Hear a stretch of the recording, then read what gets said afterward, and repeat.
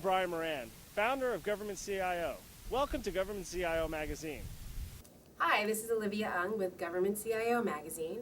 Today we'll be chatting with VA Undersecretary for Benefits, Allison Hickey.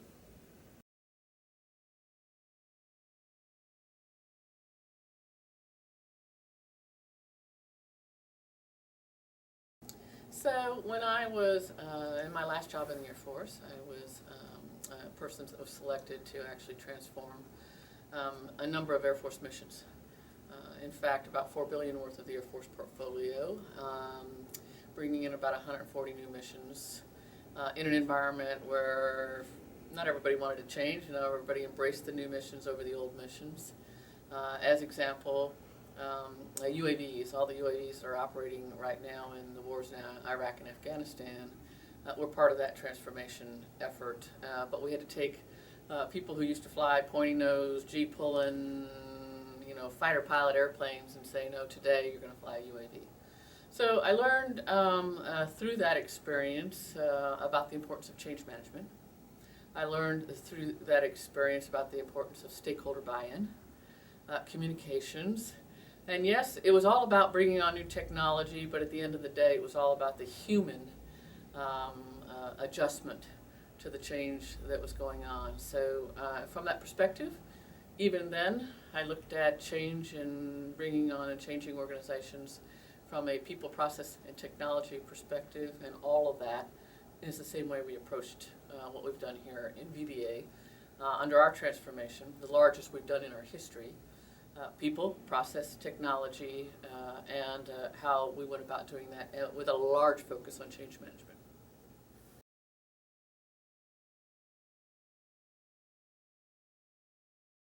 Well, so if I gave you today's numbers, which I will do, you will see that the results are pretty phenomenal.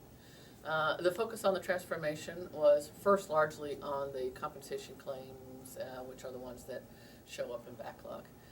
We peaked at the number in backlog of 611,000 in March of 2013. Today, we're at 146,000 that are remaining in backlog.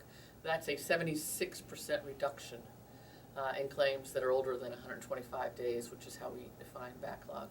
We've gone from a process where we were touching 5,000 tons of paper in a single year with little rubber fingertips on our hands to now where we have processed and transferred that paper 1.5 billion images in the last 2 years at a 99% quality, and we are now doing all 95 to 96% of our claims are all now done in the digital environment.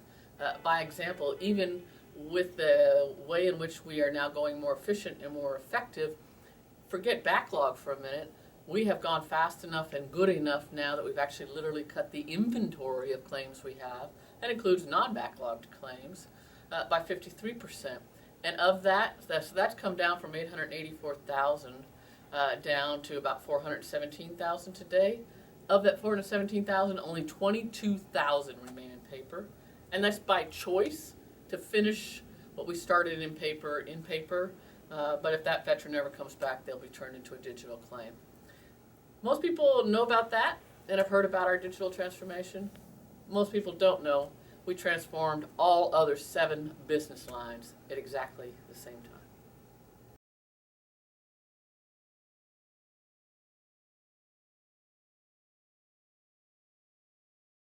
So when I first got here in June of 2011, everything was paper. Mail was coming in individually in paper. We were working it in paper. There was those huge, great big files you've seen in pictures that have been taken that sat on top of, so full they sat on top of file cabinets, and rooms and floors were buckling, and what you'd find today is virtually none of that exists in the way we do work today. 95% of what we do today is done in a digital environment.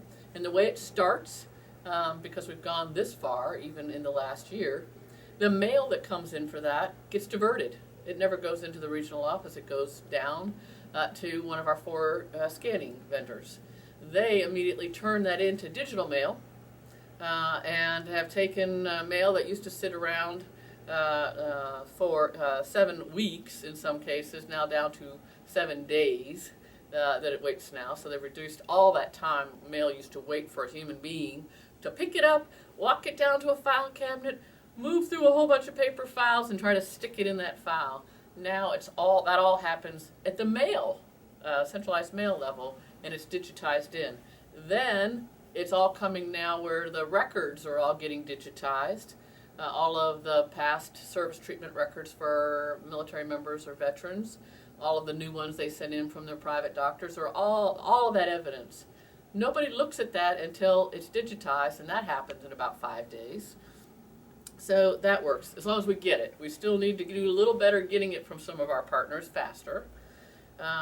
So everything we do now is in that digital environment, and we work that claim start to end. And also, we built the complete capability in the same time period for veterans to go online through eBenefits, file their claim digitally online, upload their own medical evidence online, and we never see the paper to begin with. All of that has been built to put us in what we would call a digital environment. On top of that, last thing I'll just share with you very quickly, we also built the capability for our veterans to see what we're doing online through eBenefits, so they can track their claim, see the status of their claim, and all the like of that online. And very shortly, we're about to let them have access to their own electronic records so they can see what we have.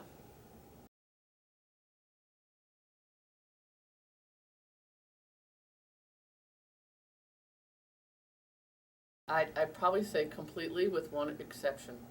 That's the people who have been working these claims since the day I arrived and met them to today. And the way I say things have not changed is they always had a heart and a passion and a dedication to do this mission. 53% of them are veterans themselves. Another 45% of them are a direct family member, meaning husband, wife, mother, father, son or daughter of a veteran. And the last 2% I call my patriots, because people who do this mission certainly don't do it for the money. They don't do it for the recognition. They do it for the passion and to humbly serve those who have served this nation. So that part has not changed. The entire way they do the work has completely changed into a digital environment. No longer are they having to use rubber fingertips from all the paper cuts they used to get. No longer do they have to remember 850 plus diagnostic codes and rules in their heads, because we've built some of that rule decision support capability into the system. No longer do they have to make up their little checklist or actually type the actual letter starting with the word the or and struggle through how to write a 10-page term paper 3 times a day. But now they have all that enabling capability that helps them to do that job better and faster. And the result is our veterans are getting answers better and faster. But they're also, the quality's gone up significantly. All of those rules based in the system, all those things that remind our employees, well, did you check this? Did you get that evidence? All built into the system, so they don't have to miss it by accident. So you'll see our quality now, claim-based, up over 91%, our issue-based quality up over 96%, and many more veterans are getting better answers and faster answers than they used to.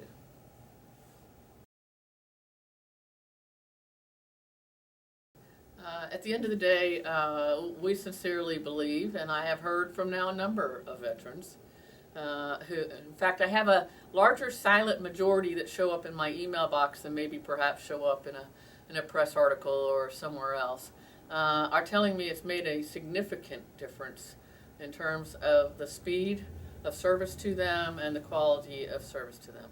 That does not mean everyone's happy, and we fully understand that. We're not stopping what we're doing forward, and even when we get to a point where we have reached the very best anyone can hope to achieve, and what is basically 5.5 million medical issues we rate in a single year just in compensation, there will still be veterans who are unhappy.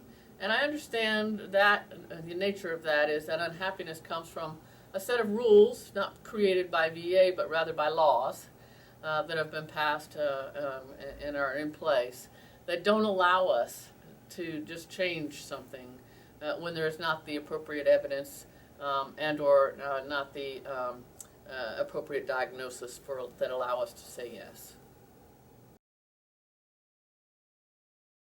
So I would tell you that they're all veteran-centric. They are all, as we are moving forward in the terms of my VA, with an eye towards how can we create better integration at the seams for our veteran from their experience, for what we do, the 7 different business lines: compensation, pension, education.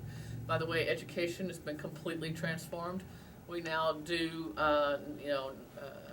5 million education claims at a 99% quality level every year. We do voc rehab, 120,000 people in that program. We do fiduciary, 173,000 veterans in that program. We do home loans, highest number we've ever done in our history, keeping veterans under roof, avoiding seriously delinquent mortgages. Insurances, we pay in 3 days at 99.8% quality for life insurance. We do all of those things for veterans, but how do we have veterans understand that they could possibly have not just their medical care, but all of these other benefits? And how do they understand in one way, even their end-of-life decisions for memorial affairs? So we have been working very closely over the last 4 years with our VHA Health Administration and our Cemetery Memorial Affairs Administration on those seams. We're getting better and better at closing those seams. The last thing I will tell you is more and more automation. We become extremely now dependent on our IT budgets, which are never enough. Though we have proven we can deliver, VBMS delivered 6 months early. And in the federal government, that's unheard of. And it's working very well for us all. We continue to add functionality to it. We are a great success story on an agile development process. Now, all of those kinds of things we are continuing to do and add functionality. We will be working harder in appeals from a process perspective, from a people perspective, from an IT technology perspective. For non-rating work, that's a little easier to do automated rules because there's not an adjudicative rating decision that has to be made. So you'll see more and more, I think, of automation on non-rating work. And then, frankly, at the end of the day, what we really need moving forward is about 2,000 more people than we asked for and expect to hopefully get in the 16 budget. So at the end of the day, the demand has just become so much. We've gone from some 4 million veterans we serve in 2009 to 5.9 million, almost 6 million now. We've gone from doing 2.7 million medical issues to doing 5.5 million medical issues. The demand is just high because we are serving many different cohorts of veterans. Vietnam's just peaked. Iraq, Afghanistan is now coming up to be on par with Vietnam, high demand. People are now rated for more and more conditions, on average 16 medical conditions per claim for today's veteran. We've gone from an average disability rating for our veterans of 30% to now 47.7%, almost 50% now, which means we're doing more work and we're sending lots of people through our other benefits. So it just, I think you're going to see continuing demand for IT resources to do more and more automation. I think you can also see that we are trying to make more and more of the information we have available to that veteran. I mentioned exposing the claim to the veteran, the electronic file, so they have what we have. Hopefully that will draw down on the number of calls we get to our call center, because a lot of the calls we get are, well, what's in our, did you get that piece of paper from me? I mailed that thing, did you get it? And now they'll be able to see they actually got it. We'll get a different question, but hopefully that will help calm and allay some of those concerns. I think that's what you'll see. I think you'll see us turn our call centers, which also got transformed and have CRM capability and unified desktop capability and a knowledge management capability now online. Get more and more transformed to a service center model where they can handle some of the easier kinds of things on the spot with the veteran on the end of a call, and we'll have to do some work around transforming them as well. So one of the things, if I was giving a veteran some advice, and I am one myself, on what to do now that we have transformed to really leverage the new capability to help your claim go better and faster in the future. I would say, please file your claim online on ebenefits.va.gov. Please upload all the evidence you have, all the records you have, scan it, save it as a PDF, or take it to a local person who can make it a PDF and send it to us. Please get your private doctors to fill out a disability benefit questionnaire or DBQ. They're all online. You can get them right off the site and upload that with us. That might avoid doing a whole exam with VA. And please, when we get done with your decision about your claim, if you're rated 30% or higher, please try to file your dependency claim online, because it could be filed and paid in a single day. And I think you would like that as a veteran, to be able to get your dependency funds rolling that fast. So please come online. Please use all the online capability. The more you do that, and please fill it out on a standard form, the more you do that, the more you will benefit from what we've built.